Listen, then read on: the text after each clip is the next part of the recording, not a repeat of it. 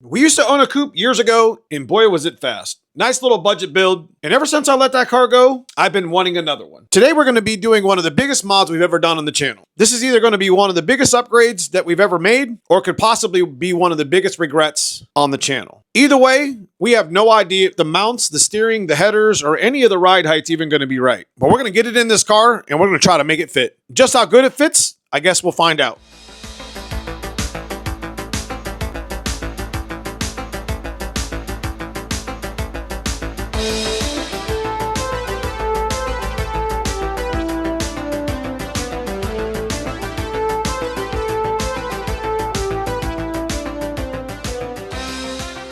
We spent years getting this driveline out of our white car dialed in on the track, but unfortunately we had to pull it out. And today we are going to finally be getting it installed in the black coupe here today. The main question that I'm having is it actually gonna fit? Can we get pretty much the whole swap done today to where we can start bolting things up, or is it gonna have a good stance when we get it on the ground? Let's get some wrenches out, get this K-member out, let's get it installed.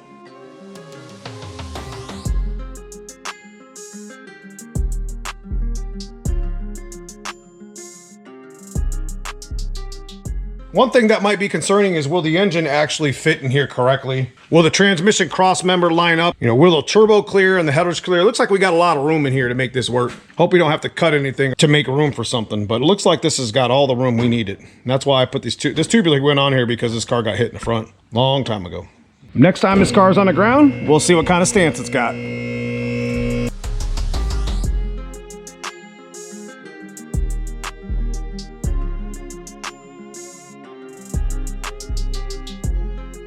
Here. Now we got so many different adjustments here that we can make with the Team Z, so it's going to be pretty exciting. I'll be able to do some serious radial racing with this once I get it adjusted. But the spring we had in it was just temporary to begin with, and we're going to go ahead and put our Team Z ones in, and then we're going to go ahead and massage this with the Thor hammer we got right here. Put those other springs in while we have it up in the air.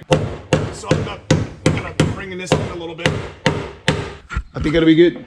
While we're in here, we might as well go ahead and start making a couple adjustments to the axles. We're gonna bring the upper control arms down into the middle here, because they're just loose and just sitting in here. And like I said, we're gonna put the other springs on, and it might require us to make an adjustment here on the hull. Try to dial this in a little bit. That way when we put the driveline in, and get a good idea on just how close we are. You know, I kind of want to, you know, kind of dial the stance in a little bit. Now I'm always talking on the channel, these axle bolts that we replace, but you can get these literally at the hardware store. And actually, here's the size for factory. It's an M12-175. Some of them are 100, some of them are 90 millimeter. We're trying to dial the car in a little bit in the back. Got a little bit of maintenance here, and then we'll get to the K-member, which shouldn't take too long. The thing is we're making it fit. We're getting it right. We're skipping a whole lot of steps by just putting that whole driveline in at once. We got the axle pretty much locked in, where we got all the control arm bolts tightened down. I would 100% replace your stock ones with these. We ordered some eighth inch spacers, and so these are 10.5-inch wheels that we used to run on the black GT. I think they look better on the coupe, if I'm being honest, because you don't have the ground effects piece here and you see more of a tire. But we had a 1/4-inch spacer on here, and it was sitting out a little bit too wide. You can see how close it is to that shock. When we do a coil over in the rear, this won't matter, but you can see the tires barely touching. And I think 1/8 inch will be fine. Same on this side, needs a little bit of clearance, but it doesn't need a whole lot, so it doesn't make the tire stick all the way out. Once we get the spacers in and the tires back on, we'll be ready for the driveline. This is the good spacers to run right here, the ones that are hub centric. And these are the type of spacers that are actually smart to run with your axles when you put the 3-inch studs on. Really nice spacers from Bear. We didn't end up having to use the 1/8 inch spacer on the driver's side, just the passenger, and it cleared just fine.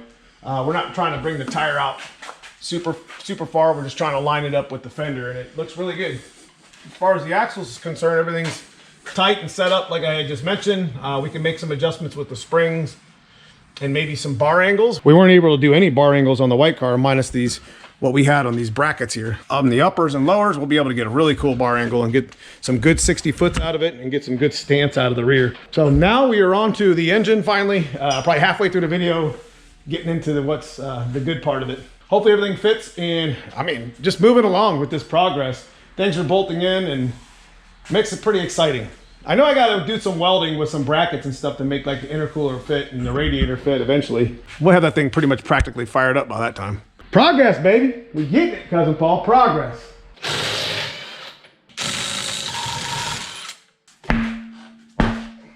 So we got the coilover kit for basically my dad's car. That's what we're going to be setting up. So this K-member is not going to be going to waste. This is one of the things that dad needs the most on his car. And I think it'll cut a couple tenths off. I mean, I'm talking 100 pounds nose weight. That'll be about it what we do with dad's car. Because like I told you, we're not trying to make dad's car a race car. But, you know, we would like it to go down the track, you know, pretty consistent 10-second quarter miles. That'd be pretty cool.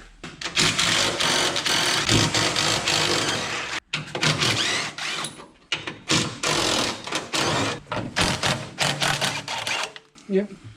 Go ahead.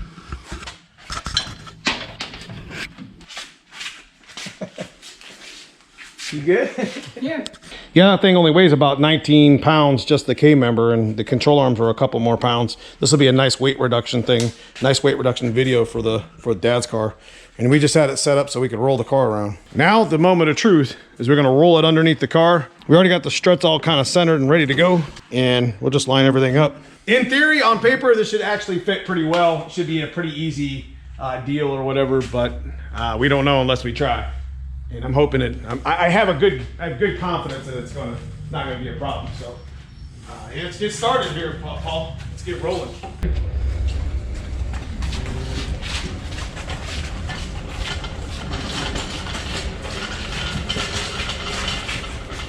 Turn, Paul.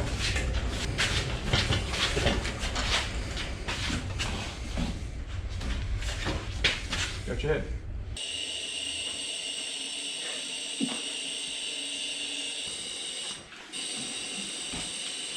Come on down.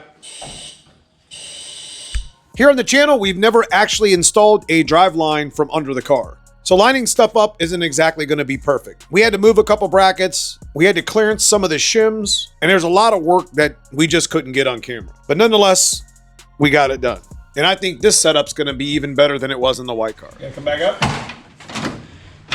You good? Yeah, I got it. We had to take our extender off. This is what kind of locked everything in.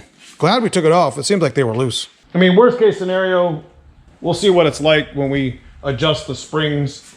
We got to completely adjust the front end anyway.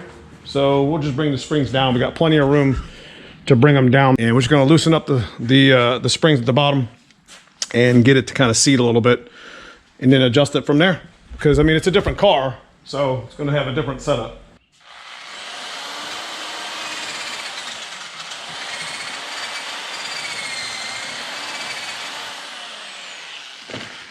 All right, guys, man, we got this shit knocked out. Just one thing at a time, one bolt at a time. I'm pretty sure we got this right where we want it. And there it is. We're gonna put the drive shaft in and see how close we are. And we're just now kind of torquing all the K-member bolts down. We got the transmission all lined up. The axle stance that we were just talking about, I think we got that thing pretty much locked in right off the jump. And I'm really happy with that as well. I've been wanting to do this for so long, for so many years.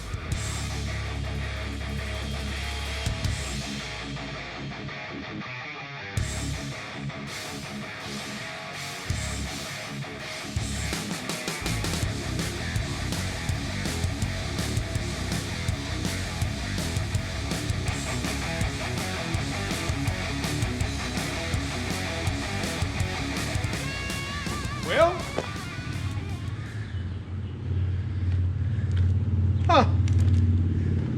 we got the whole drive line in, including drive shaft. We even tightened up the axle. There are some adjustments I'm going to be making this weekend to the camber plates. I mean, as far as alignment's concerned, I'm not really worried about that.